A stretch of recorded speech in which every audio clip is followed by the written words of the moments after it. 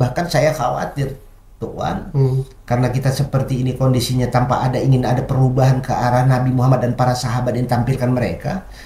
Pada waktunya mungkin seekor lembu, seekor kerbau itu lebih mulia ketimbang manusia. Karena di mana-mana kerbau itu masih bisa dipegang talinya. Tapi kalau manusia Tapi manusia kata dan janjinya sulit untuk dipegang. ya.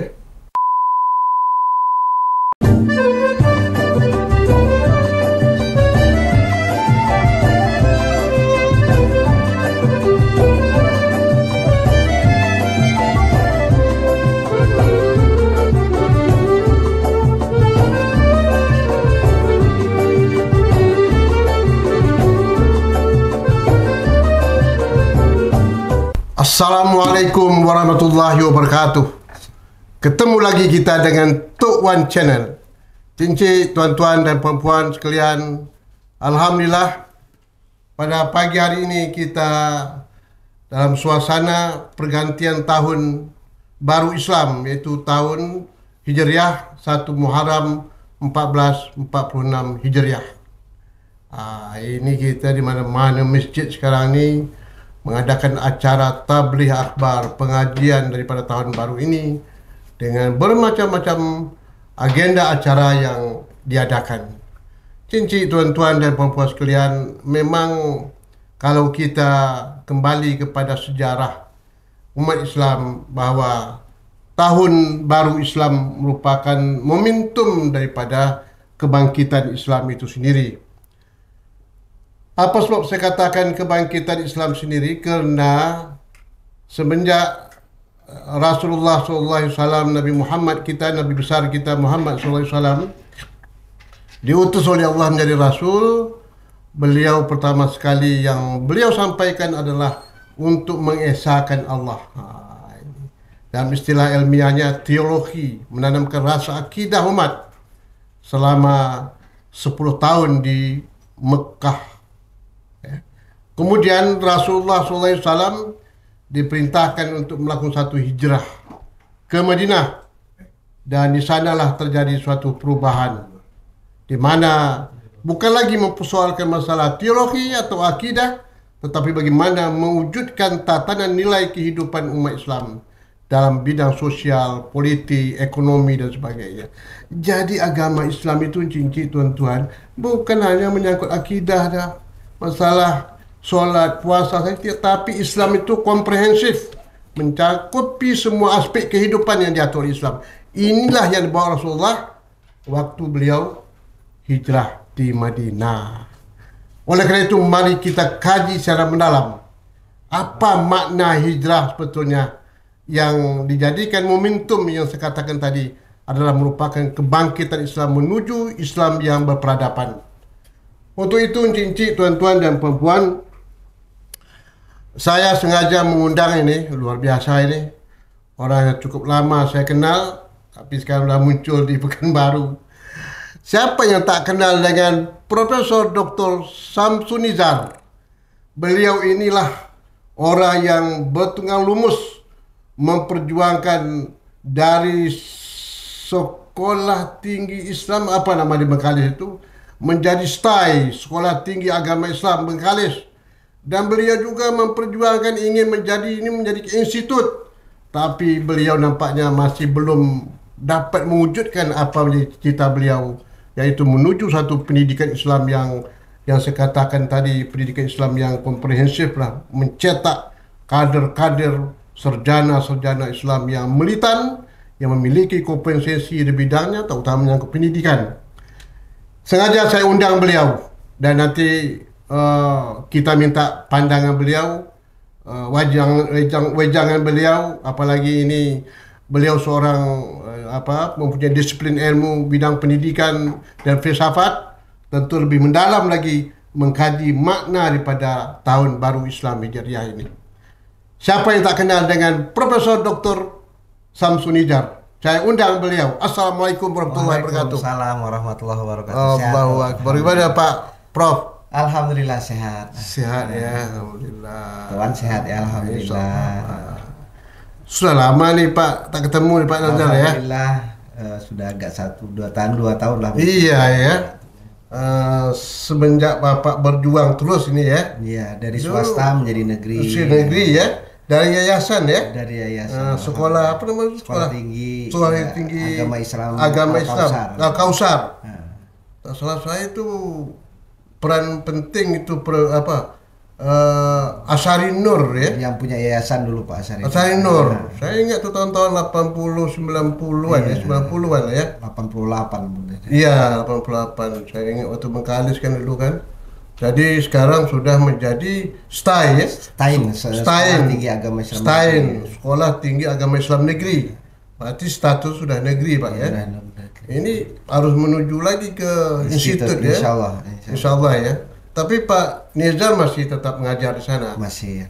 Status tetap menjadi dosen ya. Masih. Sekarang sudah pergantian kepala sekolah, ketua institut ya. STAI ya. Sudah berapa tahun Pak pergantian tuh? Baru 6 bulan. Oh 6 bulan. Oh 6 bulan Pak ya. Sekarang siapa yang Saya pun lupa namanya karena pergantiannya kemarin itu sudah diganti bulan Desember kemarin. Oh gitu ya. Nah. Oh dari UIN atau dari UIN juga ya. Alhamdulillah. Yang penting Bapak kan tetap di sana terus ya untuk ikut bersama-sama membenah ya. Tapi jangan pula nanti Pak Nizar meninggalkan itu, jangan pula tinggalkannya, tetap eksis terus. Apalagi Pak Nizar sebagai orang Bengkalis ya, tentu punya komitmen lah ya, untuk negeri kita yang tercinta Bengkalis ya, supaya ada perguruan tinggi yang terkenal ya Pak ya. Ya insya Allah. Baik Pak Nizar, ini sekarang kan dalam rangka peringatan Tahun Baru Islam Pak ya, Hijriah. Kalau kita lihat dari sejarah perjuangan tadi saya katakan, Tahun Baru Islam itu kan merupakan suatu perubahan terjadi kan di masa Mekah. Nabi Muhammad kita diperintahkan hijrah, kemudian menghidupkan satu tatanan kehidupan masyarakat yang yang memiliki hubungan antar kehidupan sosial masyarakat yang baik, menyangkut masalah sosial, ekonomi, politik, semua kali itu diatur oleh Islam yang diwujudkan oleh Rasulullah SAW sesuai dengan firman Al-Quran sebagai pedoman hidup itu. Nah itu terwujud dan Islam menjadi maju kan, maju dan berkembang dengan hebat ya. Dan inilah jadi momentum oleh salah saya yang mencetus Tahun Baru Islam ini kan Umar Abdul Khattab ya. Iya betul. Karena diambilnya tahun itu, karena tadi itu perubahan kemajuan Islam itu diambil dari Tahun Baru Islam gitu. Nah, momentum kebangkitan Islam bersama Rasulullah itu sampai sekarang ke perkembangan Islam luar biasa. Ya, peradaban Islam maju. Walaupun dalam dunia Islam ada masa mundur, ada masa maju dan sebaliknya terus berkembang gitu kan sampailah hari ini, Pak. Nah, yang ingin saya tanya kepada Pak Nizar, bagaimana pandangan Bapak sekarang ini makna yang ditangkap oleh umat Islam dalam pergantian tahun Hijriah itu sendiri? Baik. Assalamualaikum warahmatullahi wabarakatuh. Waalaikumsalam warahmatullahi wabarakatuh. Pemirsa, terutama Tuan yang sudah mengundang saya. Hijrah itu sebetulnya memiliki makna yang sangat dalam. Dia menjadi titik awal kebangkitan Islam. Dari sebuah perubahan yang tidak memiliki peradaban dan tidak memiliki adab kepada sebuah suasana yang mendahulukan adab. Sehingga kemudian Rasulullah itu diutus untuk memperbaiki akhlak. Nah, itu karena dari makna ini di awalnya Ahmad Amin, seorang sejarawan Mesir, mengatakan bahwa jahiliyah itu bukan konteks bahasa, tetapi makna. Bahasa memang artinya jahiliyah itu bodoh, tetapi bukan berarti orang Arab Quraisy pada masa sebelum Nabi Muhammad sampai sebelum Nabi Muhammad melakukan hijrah itu bodoh dalam pengertian tidak punya ilmu pengetahuan. mereka memiliki ilmu pengetahuan bahkan sebelum zaman Nabi, seperti umpamanya zaman Mesir, Firaun yang kemudian dimumikan, dijadikan apa namanya, diawetkan, dibikin piramida yang membuat salah satu di antara keajaiban dunia. Padahal waktu itu kita berpikir tentu tidak ada yang namanya pabrik semennya di mana. Tapi kenapa sampai hari ini kok bisa bertahan, sementara kita hari ini bangunan kita pabrik semen di mana-mana, tetapi baru 1 bulan sudah retak di mana-mana. Nah, artinya bahwa masyarakat pada waktu itu memiliki budaya yang cukup tinggi, ilmu pengetahuan yang cukup tinggi. Tetapi menurut Ahmad Amin, bahwa jahiliyah yang dimaksudkan adalah keingkaran yang menafikan kebenaran akal dan hatinya, tetapi lisannya tidak mau mengakui. Seperti yang dilakukan oleh Abu Lahab dan Abu Jahal. Dia tahu kalau seandainya apa yang mereka lakukan, sesembahan yang mereka buat, lalu kemudian mereka tidak pertolongan tapi tidak memiliki dampak, tapi ini karena menjadi tradisi nenek moyang mereka, dan itu akan menjaga status sosial mereka yang tinggi di tengah masyarakat Buddha, hamba sahaya. Mereka takut kalau seandainya derajat mereka menjadi turun, lalu kemudian mereka melestarikan hati mereka, akal mereka sebenarnya mengakui yang dibawa oleh baginda Rasul, tetapi mereka mengingkari, menafikan. Oleh karena itu sesungguhnya prinsip awal yang dilakukan oleh baginda Rasul ketika melakukan hijrah itu, seperti yang Tuan bilang tadi, bahwa pertama sekali ini adalah inisiatif dari Sayyidina Umar bin Khattab. Ketika Abu Musa Asy'ari menerima surat dari ketika penyebaran agama Islam melampaui Jazirah Arab, Abu Musa Asy'ari bertanya dengan Umar, Sayyidina Umar, ya Khalifah, ini kita tidak ada tanggal kapan masuknya surat dan sebagainya. Ketika itu kemudian Umar bin Khattab di samping ijtihadnya juga mengawali pembukuan Al-Quran, itu juga Umar bin Khattab.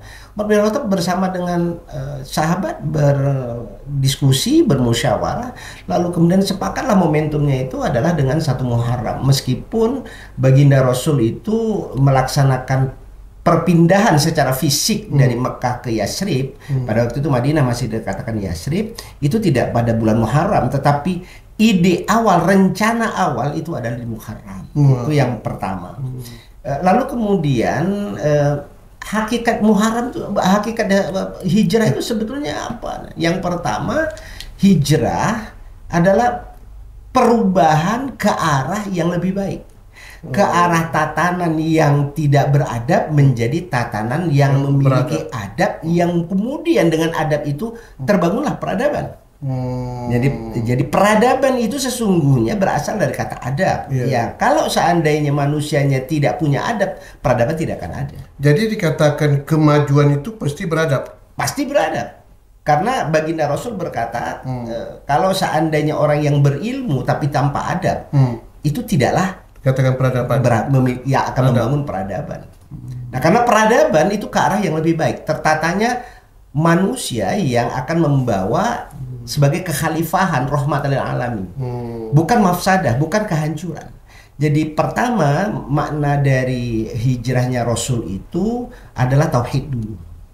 Yaitu bagaimana keluar dari orang-orang yang menafikan keagungan Allah kepada orang yang mau menerima keagungan Allah dengan akal dan hatinya, yaitu Yasrib. Nah, makanya kalau misalnya kita melihat sebetulnya apakah dunia ini berputar, maka kemudian manusia di dalamnya peradaban kemudian berputar dari bawah langsung kemudian pada masa puncak kejayaannya Rasulullah dan sahabat, kemudian turun lagi zaman sekarang, kita tidak tahu. Atau mungkin manusia hari ini hanya sekedar memahami hijrah, tetapi hijrahnya justru balik lagi ke pangkal jahiliyah. Satu contoh indikasi. Orang yang diinginkan oleh baginda Rasul ketika hijrah itu adalah mengesahkan Allah. Ya, jadi tumpuannya adalah iyyaka na'budu wa iyyaka nasta'in. Allah yang akbar ketika kita takbir. Tapi hari ini orang takut bukan dengan Allah ketika Allahu Akbar orang azan. Tetapi kemudian bosnya mengatakan hari ini kita jam sekian rapat, lebih mendahulukan manusia. Kalau seperti ini, apakah tidak sama dengan apa yang dilakukan oleh Abu Lahab dan Abu Jahal yang membuat patung? Kita tidak membuat patung, tetapi membuat manusia seakan-akan dituhankan dan mendahulukan perintah manusia ketimbang Tuhan. Nah, itu yang pertama. Yang kedua, yang disebut dengan solidaritas ukhuwah Islamiyah. Coba kita lihat umpamanya antara masyarakat Muhajirin yang datang dari Mekah dengan Ansor yang menerima. Mereka berbagi. Kalau sekarang kita coba lihat, kalau seandainya dengan sesama Islam saja, kita justru berkelahi di mana-mana karena hanya persoalan kepentingan. Padahal Nabi mengatakan asyida'u 'alal kuffar ruhama'u bainahum. Tapi kita kalau ini melakukan hijrahnya asyida'u bainahum, keras dengan sesama, ruhama wa 'alal kuffar. Jadi dengan orang yang jelas-jelas melanggar aturan, lalu kemudian kita ikuti. Yang paling parah adalah yang ketiga, ketika Nabi menegakkan ekuivalen keadilan, seperti baginda Rasul mengatakan, andai Fatimah binti Muhammad mencuri, potong, aku sendiri yang akan motong tangannya. Nah, kalau seandainya ini sudah kita bawa bahwa Nabi mengajarkan bahwa ketika zaman jahiliyah dahulu pisau hanya tajam ke bawah. Zaman jahiliyah, kalau seandainya umpamanya orang kafir Quraisy itu kemudian melakukan kejahatan atau kesalahan, yang dilimpahkan adalah para budak.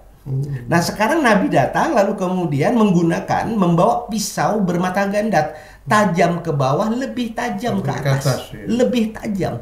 Nah, kalau sekarang kita lihat umpamanya yang terjadi adalah fenomena yang segelintir oknum tertentu umpamanya yang justru terjadi adalah tajam ke bawah tapi kemudian tumpul ke atas. Rasul sendiri tidak seperti itu. Jadi ini menyangkut keadilan. Bukan hanya sekedar keadilan, tapi supremasi hukum yang berkeadilan. Ya, itu supremasi hukum yang berkeadilan. Hukum ditegakkan berkeadilan. Ya. Jadi tidak pilih kasih. Tidak pilih kasih, bahkan melebihi. Jadi Rasul lakukan hijrah itu dengan membawa hukum yang tajam, pisau tajam ke bawah, tapi lebih tajam ke atas. Contoh umpamanya yang terjadi kepada Ali bin Abi Thalib ketika baju besinya itu dicuri oleh seorang Nasrani. Tapi ketika itu jadi khalifah Ali bin Abi Thalib. Ketika itu dibawa ke depan hakim di pengadilan. Tapi Ali bin Abi Thalib tidak mampu menjelaskan, membuktikan bahwa itu adalah baju besinya. Akhirnya hakim mengatakan yang pemiliknya ini adalah orang Nasrani yang ngambil tadi. Nah, oleh karena itu Ali bin Abi Thalib, ya sudah, kalau memang seperti itu, aku memang itu punya aku, tapi aku tidak bisa membuktikan, maka aku gagal untuk membuktikan, maka kemudian diserahkan kepada Nasrani. Tapi Nasrani itu kemudian gara-gara itu kemudian masuk Islam. Karena kesantunan Ali bin Abi Thalib yang pada waktu menjadi khalifah tapi tidak menggunakan powernya untuk membenarkan, mengambil kekuasaannya. Nah, coba bayangkan, itu haknya dia, bajunya baju Ali, tapi karena dia tak sanggup membuktikan, karena kan baju banyak orang yang sama kan itu kan. Itu hebatnya. Jadi baginda Rasul itu bukan hanya bisa memberikan contoh, tetapi menjadi contoh dan memberikan pendidikan. Nah, kita hari ini banyak yang mampu memberi contoh, tetapi tidak mampu menjadi contoh.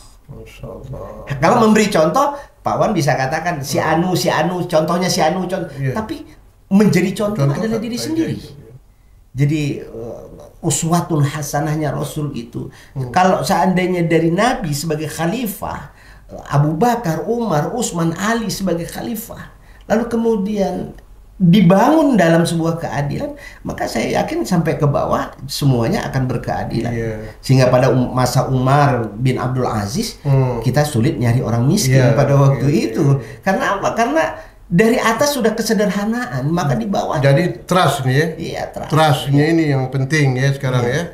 Kepercayaan orang dan orang percaya dengan dia. Iya. Iya, nah ini yang penampilan pribadi demikian inilah yang diakui oleh Rasulullah itu ya. Betul. Kemudian yang dilanjutkan bahwa baginda Rasul sesuai dengan apa yang dikatakan oleh Allah dalam Al-Quran, yarfa'illahu alladhina amanu minkum walladhina utul ilma darajat. Ilmu itu memang betul-betul dihargai. Dihargai ya. Jadi orang pada waktu itu tidak mengejar titel, tetapi mengejar ilmu yang mendapatkan ridho dari Allah. Lalu kemudian dari ilmu itu dia bisa memberikan kebermanfaatan kepada sesama melalui tulisannya, melalui karyanya, sehingga Sungai Tigris dulu sampai hitam gara-gara karya orang.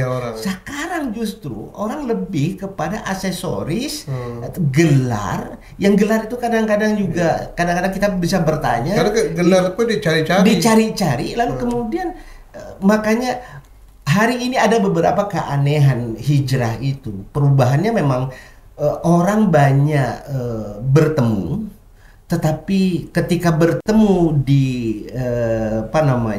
di majelis yang sama, semuanya sibuk dengan handphone, sehingga kemudian silaturahmi tak ada. Yang kedua, umpamanya orang hari ini banyak yang punya gelar keilmuan, tetapi adab ilmunya tidak ada. Jadi karena persoalannya, dan orang yang berilmu hari ini tidak banyak dipakai. Karena orang berilmu biasanya kritis. Nah, sedikit Pak Nizarin menarik ya Pak nih menyangkut masalah ilmu ini kan. Dalam Islam jelas kan orang yang punya ilmu itu diangkat oleh Allah derajatnya. Iya. Yarfa'illah ya. Iya. Luar biasa diangkat derajat. Nah, ini akibat daripada ilmunya itu memberikan manfaat, memberikan rahmat.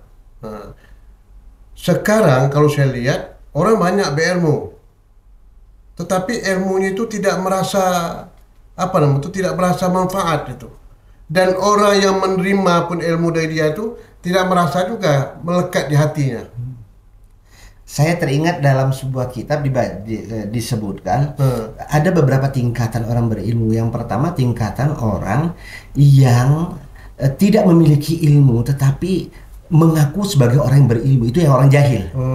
Yang kedua, ada orang yang berilmu tetapi dia tidak menemukan inti ilmu, yaitu Allah. Inti ilmu adalah Allah. Sehingga kemudian dia menganggap dirinya yang paling pintar. Itu baru pada level dia punya ilmu tapi tidak mendapatkan inti. Ada orang yang mendapatkan ilmu dan menemukan inti. Akhirnya dia menjadi malu. Malu mengatakan dia orang yang tahu. Karena dia malu di hadapan Allah. Karena dia intinya adalah ilmunya itu. Tetapi yang keempat, yang paling tinggi adalah bukan hanya sekedar malu. Tapi takut. Orang berilmu tapi takut. Takut untuk mengatakan dan menyampaikan kalau seandainya dia punya ilmu, kalau seandainya dia sampaikan salah, dia takut cintanya Allah tidak ditemukannya dan tidak diperoleh. Jadi kalau seandainya saya melihat pada level ketiga dan keempat ini seharusnya itulah inti ilmu. Orang yang berilmu dia malu menyatakan dirinya hebat karena yang hebat itu adalah Allah. Dia malu bukan hanya sekedar, kalau mau tingkatnya lebih tinggi lagi, bukan malu saja, tapi dia takut. Semakin berilmu, semakin takut dia. Takutnya karena takutnya tidak dapat cintanya. Ya Allah. Nah, jadi level kita pada umumnya masih level 1 dan level 2. Rendah ya. Level yang tidak tahu tapi mencari tahu dengan cara yang tadilah cari apa ya? Sebagai status ya. Sebagai status yang kemudian dicari-cari dengan tapi ilmunya tidak berkat. Nah, atau yang kedua dia punya ilmu yang dia lakukan secara formal, rutin, dia lakukan perkuliahan dan sebagainya, tetapi dia belum menemukan inti ilmu.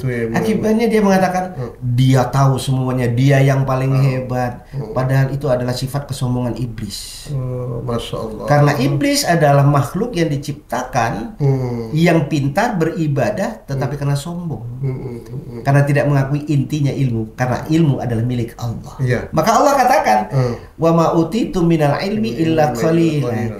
Ya kasihkan sedikit, jadi jangan sombong. Nah, itu.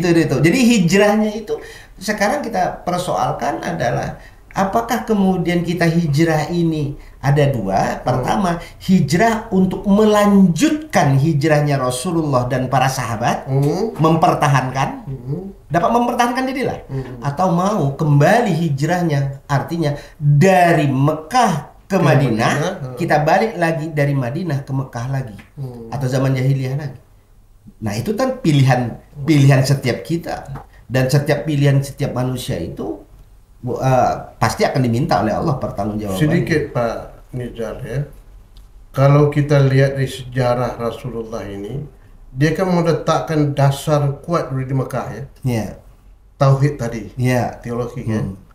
Dari tauhid itulah dia menanamkan kesadaran kepada umat, terutama umat jahiliyah lah di Mekah, katanya tadi ya, menanamkan itu. Mereka harus kembalilah kalian kepada Allah yang menciptakan alam semesta ini, Allah SWT, yang memberikan rezeki semuanya Allah SWT. Semua apapun kita lakukan itu dari Allah. Ini ditanamkan, oleh karena itu sembahlah Allah, Fa'budullah, sembahlah Allah. Enggak ya? Karena kita merasa memiliki rasa kita diawasi oleh Allah. Enggak, merasa kita oleh Allah ya. Nah, dasar inilah beliau melakukan suatu transformasi, perubahan di Madinah tadi itu, untuk mewujudkan apa yang beliau tanamkan di Mekah itu. Kembali pada tauhid, Pak. Jadi kalau saya nilai sekarang tuh, hijrah itu kembalilah kepada nilai-nilai tauhid yang ditanam ke Rasulullah di Mekah selama 10 tahun itu, Pak. Nah, sekarang ini nampak saya, Pak, ini yang tak tertanam sekarang jiwa tauhid itu di umat kita gitu. Ketakutan kepada Allah, kata Pak tadi itu. Kata Pak Nizar tadi kan, orang tak takut kepada Allah, Pak. Dengan manusia tak takut, apalagi dengan Allah. Itu yang terjadi pada hari ini. Kira-kira bagaimana, Pak? Di mana letak pendidikan? Nah, ini kembali pendidikan, Pak. Pak Nizar, pendidikan sekarang ini. Bagaimana pendidikan, pola pendidikan ini sekarang berkembang di dunia Islam sekarang ini terhadap tadi itu makna perubahan akan terjadi. Karena itu bukan pendidikan. Sekarang kalau saya kita lihat, maka Allah katakan dalam surah Ar-Rum ayat 30 itu fa'aqim wajhaka lid-dini hanifah. Jadi sebetulnya kalau seandainya mau kita itu balik kepada ad-din hanif, kepada aturan Allah, maka selamat. Kalau sekarang kita melihat manusia itu boleh dikatakan ruhnya dari sebuah peradaban itu adalah agama, sementara aksesorisnya adalah buah dari apa yang kita dapatkan hari ini, peradaban, karya atau apa namanya. Kita hari ini sedang memiliki pakaian tapi tanpa ruh. Jadi wajar kalau seandainya kalau di film-film apa namanya kungfu selalu ada pampir, fisiknya ada tapi ruh tidak ada. Nah, itulah yang sekarang ini dalam semua sisi kita, hampir semua sisi kita termasuk pendidikan, mereka punya ijazah, mereka mengajar setiap hari sampai balik sampai sore, mereka melakukan secara aturan semua, tetapi ruhnya belum dapat, ruhnya tidak tersampaikan. Zaman dahulu kalau sana kita lihat adab ta'lim wa muta'allim itu tinggi. Sekarang kan adab ta'lim wa muta'allim justru kurang tinggi. Penghargaan terhadap guru, dan guru melakukan kegiatannya juga kadang-kadang ya karena tidak ada pekerjaan yang lain, ketimbang tidak ada pekerjaan lain jadi guru. Padahal guru itu harusnya ruhnya itu memang jadi guru. Jadi semua kehidupannya itu adalah uswah. Jadi kalau seandainya hanya ngajar saja, seperti saya katakan tadi, kita punya mic, kita dengan berbagai macam ilmu pengetahuan, kita punya sepeda motor, transportasi canggih, bahkan alat komunikasi begitu canggih.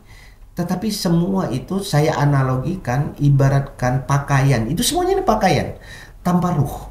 Wajar kalau seandainya ini semuanya itu melupakan Allah, karena ruhnya tidak ada. Jadi kalau seandainya mau kembali kepada dunia pendidikan kita hari ini, yang pertama tentu yang ngatur atau yang mau mengelola dunia pendidikan harus orang yang mengerti dengan dunia pendidikan dan dapat menjadi tauladan baik kata maupun karyanya. Nah sekarang kan tidak. Sekarang saya mau Tuan untuk jadi guru karena saya punya koneksi ya saya jadikan, atau mungkin sebagai untuk ngatur ya semuanya saya kasih dengan Tuan, padahal Tuan tidak mampu. Iya. Nah ini kalau seperti ini makin hancur karena yang menunjuk dengan yang ditunjuk sama-sama yang nanti akan diminta oleh Allah pertanggungjawabannya kelak di yaumul mahsyar. Jadi hari dulu pada zaman hijrahnya baginda Rasul dan sahabat, dan pada masa Khalifah Bani Abbas, kemudian Umayyah dan Abbasiyah, sampai kemudian di Andalusia dan Sisilia, Cordova, ada fakultas kedokteran yang luar biasa hebat, bahkan menjadi puncak sumber peradaban yang mengalahi Bizantium dan Romawi pada masa itu. Kenapa? Karena negara mencari orang pintar. Tapi sekarang orang pintar minta ngemis kepada negara untuk supaya dapat pekerjaan. Jadi kalau sudah seperti ini yang terjadi adalah keberkahan ilmu tidak ada. Karena kalau bahasa yang lain ya ketulnya kita ini murid itu yang menghendaki, dia yang mendatangi. Sekarang kan guru yang mendatangi murid toh? Bukan murid yang mendatangi guru. Nah itu salah satu variabel. Tapi meskipun itu karena kondisi tidak mungkin sekarang ini seperti itu, tapi mereka murid maupun guru berada pada majelis yang sama. Tetapi yang saya maksudkan adalah rasa keinginan murid yang harus mencari ilmu guru, bukan guru yang kemudian hanya sekedar menyampaikan sesuai dengan kurikulum, bukan. Oh gitu ya. Kalau dulu itu memang seorang yang mau cari ilmu dia datang ke guru. Dia datang mendatangi guru. Seperti umpamanya kisah yang terjadi pada masa Ibnu Hajar. Ibnu Hajar, Imam Al-Ghazali. Bahkan Imam Al-Ghazali orang tuanya mencari guru yang bisa dititipkan anaknya yang berakhlak baru dicari. Kalau kita sekarang kan mana yang kira-kira punya nama besar dan kemudian lebih dekat dengan rumah kita, atau mungkin ya SPP-nya lebih murah. Nah, ini agak sedikit tetapi yang dimaksudkan dengan itu terlepas dari itu semua, semangat hijrah itu paling tidak hari ini kita bukan hanya sekedar seremonial memperingati 1 Muharram 1446, hanya sekedar pergantian nama, ganti baju, tetapi rohnya itu ya tidak mengambil yang dilakukan ruh dari baginda Rasul dan para sahabat. Gitu ya. Jadi tonggak hijrah itu betul-betul merupakan suatu perubahan yang luar biasa ya terjadi. Betul. Ya. Terutama tadi kaitannya ini kan ada satu sikap dan pandangan memahami Islam itu secara komprehensif, Pak. Betul. Komprehensif ya. Betul. Jadi wujud daripada ibadah kepada Allah itu diwujud dalam tingkah, perilaku, dan menuju suatu peradaban masyarakat. Iya, betul betul. Kan? Iya. Nah, ini yang saya yang perlu diapakan Pak Nizar. Apa sebab umat Islam pada hari ini ketinggalan? Kalau seandainya dikatakan itu, maka jawabannya ada di apa yang dikatakan oleh Muhammad Abduh. Kata Muhammad Abduh, al-Islam mahjub bil muslim. Jadi Islam itu terdinding karena orang Islam sendiri. Jadi al-Islam mahjub bil muslim. Jadi Islam karena perilaku orangnya.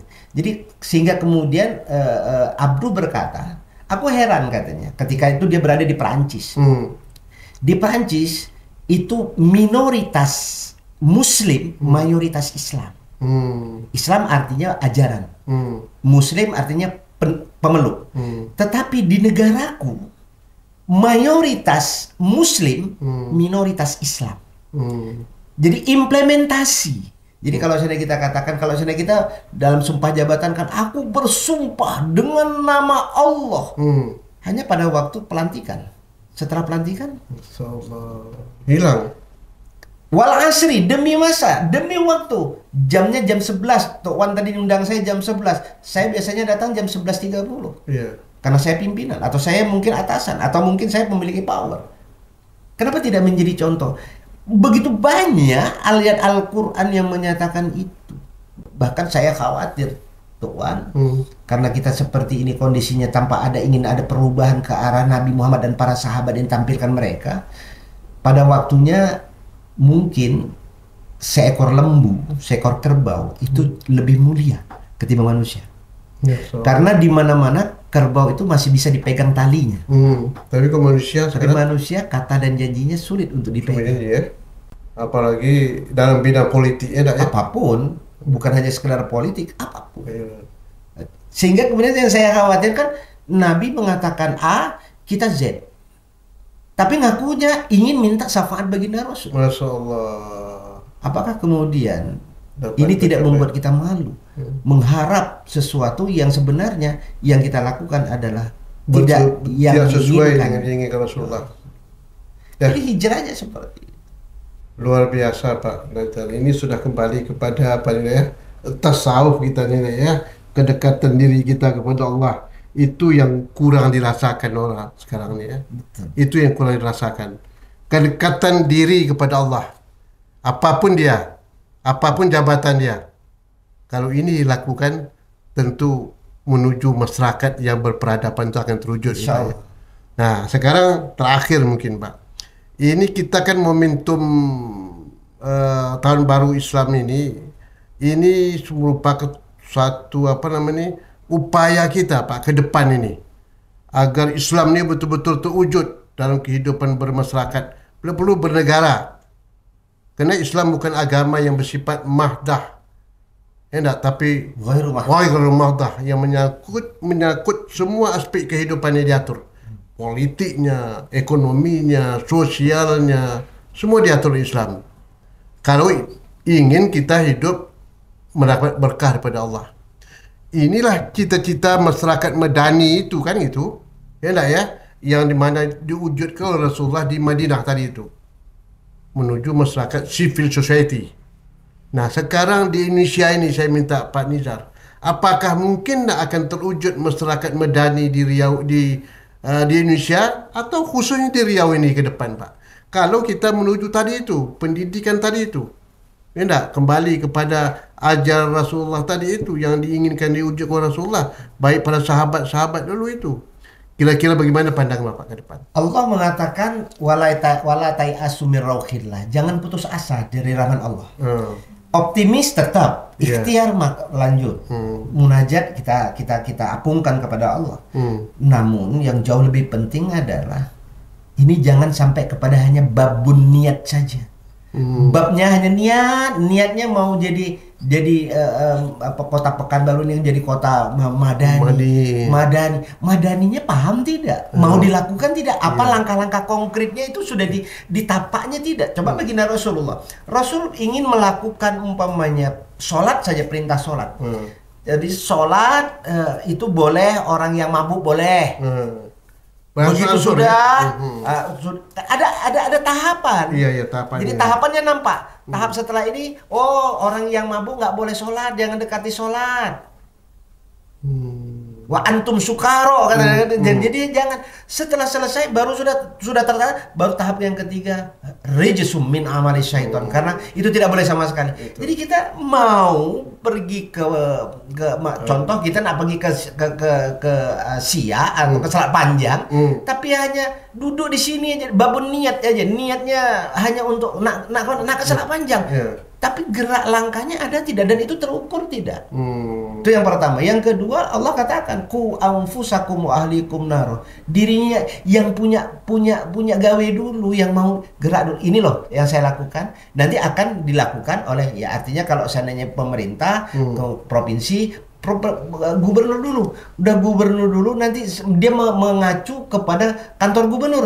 Kantor gubernur nanti mengacu kepada wali kota, kemudian kabupaten yang lain, dan semua karyawan, akhirnya semua pegawai yang tapi kalau seandainya yang kita lihat umpamanya yang terjadi adalah sebaliknya, ketika hukum disuruh kita umpamanya untuk sholat, lalu imamnya tak sholat, hukum untuk supaya ditegakkan, tetapi yang mengawal hukum justru melanggar aturan hukum.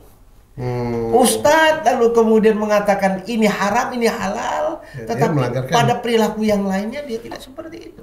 Jadi menurut saya ya ada langkah yang pertama adalah langkah apa namanya, langkah yang mau cepat adalah dengan menggunakan power, dengan polisi yang kebijakan apa namanya pemerintah.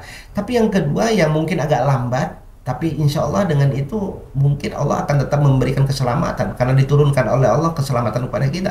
Ya setiap kita saja lah ya Allah nyanyikan aja kepada diri kita umpamanya aku yang bisa aku hanya lakukan ini. Karena baginda Rasul mengatakan bahwa engkau untuk berdakwah itu ya silakan mau pabilisani dengan kata-katamu karena kata para pejabat itu sebetulnya adalah api ya. yang keluar membakar semangat ayo perang dengan saya. Yang kedua kayak umpamanya para pahlawan dahulu Allahu Akbar langsung karena dia api. Tunjuknya itu adalah pedang melebihi tajamnya pedang Sayyidina Ali. Kalau tak bisa dengan lisan ya sudahlah dengan mungkin dengan kekuatan mungkin karena jabatan kita power kita ini kamu sana kesamu sana mungkin karena tunjuknya tadi tunjuk senjata tadi ya Pak ada power ya power dia tapi kalau udah tidak ada yang ketiga lah yang kita bisa lakukan qalbi dengan hati aja lah ya Allah hanya inilah yang aku bisa ya Allah sembari kita berbunda untuk orang itu diberikan oleh Allah hidayah tapi hari ini mungkin inilah paling lemah iman. Meskipun itu masih punya iman ketimbang tak punya sama sekali. Nah, kalau saya bahasa awal alanta kalau sudah pakai lanta lah itu sudah kepasrahan yang tanpa iman. Ya paling tidak lanta untuk orang tetapi dalam diri kita ya jagalah untuk diri. Jadi hari ini tuh saya sebenarnya kita melihat dan semuanya sudah merasakan tapi agak sulit untuk mengatakan. Tidak ada lagi yang menjadi yang didahulukan selangkah, yang ditinggikan seranting itu sudah tak nampak. Sulit ya sampai. Kalaupun hadir kakinya supaya dia tidak melangkah dipotong, supaya dia tidak punya ranting ditebang.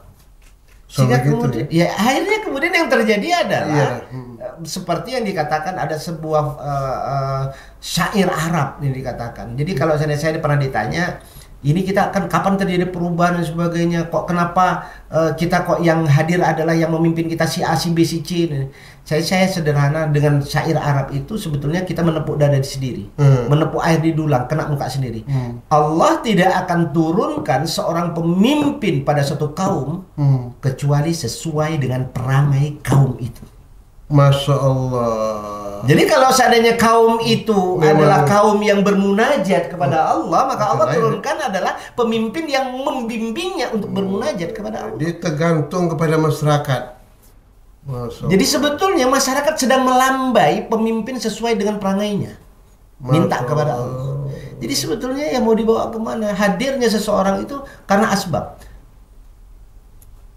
Iya, itulah yang terjadi nampaknya. Jadi pemimpin itu tercermin kepada kondisi masyarakat. Masyarakatnya.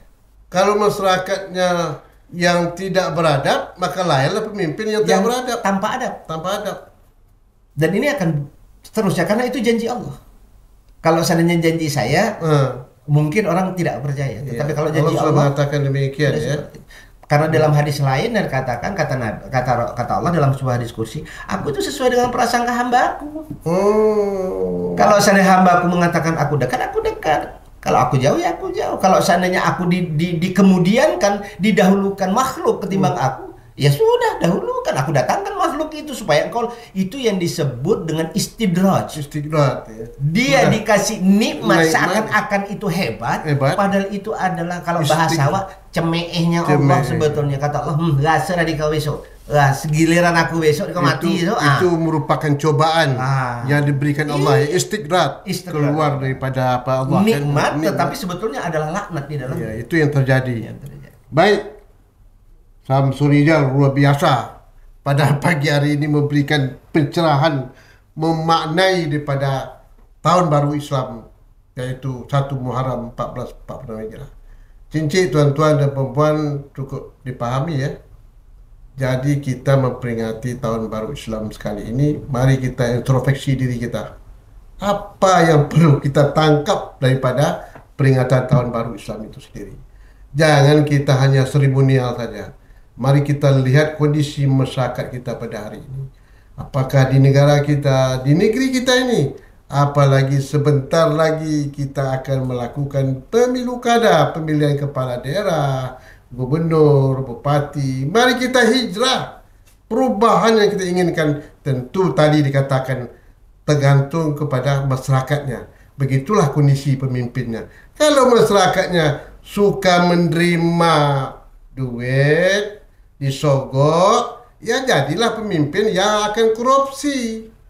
Kenapa? Karena dia jadi pemimpin sudah memerlukan modal, memerlukan duit. Maka bagaimana mengembalikan uang itu balik? Ini harus kita hijrah segera Riau. Kita mencari pemimpin yang takut dengan Allah, berbenteng di hati rakyat, sehingga Riau akan menjadi negeri yang diberkahi oleh Allah Taala. Cincin tuan-tuan perempuan, itulah kesimpulan yang kita tangkap pada makna hijrah ini, perubahan sekali ke depan. Apa yang dilakukan Rasulullah di Madinah. Cincin tuan-tuan dan perempuan, demikianlah perbincangan kita dengan Pak Samsul Nizar. Mungkin Pak Samsul Nizar perlu closing mungkin menyampaikan kepada masyarakat khususnya di Provinsi Riau ini agak 1 menit atau 2 menit, silakan. Baik, terima kasih Tok Wan. Untuk para pemirsa Tok Wan Channel, sesungguhnya pilihan ada di tangan kita masing-masing. Apakah kita mau mempertahankan, mensukseskan hijrahnya Nabi dari Mekah ke Madinah dengan berbagai macam peradabannya, atau justru kita akan juga hijrah balik lagi ke kehidupan jahiliyah dengan sebuah konsekuensi kehancuran alam semesta. Sebagai khalifah tidak membawa rahmatan alamin tapi mafsadah. Semuanya tergantung kepada kita. Tetapi setiap perbuatan pasti akan diminta oleh Allah pertanggungjawabannya. Kullukum ra'in wa kullukum mas'ulun ar-ra'iyati. Pada minimal bukan hanya sekedar kita sebagai pejabat atau mungkin pimpinan, tapi kita memimpin hati kita, diri kita dan pikiran kita untuk ke arah yang lebih baik. Bila tidak, maka kita adalah orang yang merugi, termasuk orang yang munafik. Inna sholati wa nusuki wa mahyaya wa mamati lillahi rabbil alamin, hanya dalam kata, tetapi dalam perilaku. Li-nya adalah untuk kepentingan. Semoga kita semuanya terselamatkan, baik dalam kehidupan dunia dan akhirat. Amin ya rabbal alamin. Amin rabbal alamin. Saya tutup dengan ayat Quran. Saya lupa surat Taubah betul. Innal ladzina amanu wal ladzina hajaru wajahadu fi sabilillah ulaika yarjuna rahmatullah. Amin. Kalau ingin mendapat berkah negeri kita ini, mari kita mantapkan iman kita, kemudian kita hijrah, kemudian kita berjuang untuk menghadapi suatu perubahan yang akan datang. InsyaAllah Allah akan memberikan rahmat. Amin.